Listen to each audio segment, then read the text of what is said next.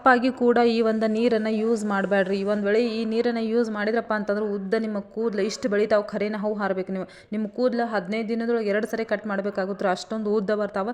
ಜೊತೆಗೆ ದಪ್ಪ ಭಾಳ ಆಗ್ತಾವೆ. ಆಮೇಲೆ ನಿಮಗೆ ಅದನ್ನು ಸಂಭಾಳಿಸೋಕ್ಕಾಗಂಗಿಲ್ಲ ರೀ, ಅಷ್ಟೊಂದು ಉದ್ದ ಬರ್ತಾವೆ, ದಪ್ಪ ಮತ್ತು ಜೊತೆಗೆ ಸಿಲ್ಕಿ ಶೈನಿ ಆಗ್ತಾವೆ. ನೀವು ಒಂದು ವೇಳೆ ಕೂದಲನ್ನು ಅಂದ್ರೆ ನೀವು ಒಂದು ವೇಳೆ ಜಡೆ ಹಾಕಿಸ್ಕೊಳಿಕತ್ರ ಬೇರೆಯವ್ರ ಕಡೆಯಿಂದ ಹಾಕಿಸ್ಕೋಬೇಕು, ಅಷ್ಟೊಂದು ಉದ್ದ ಬರ್ತಾವೆ, ಆಮೇಲೆ ದಪ್ಪ ಬರ್ತಾವೆ ರೀ.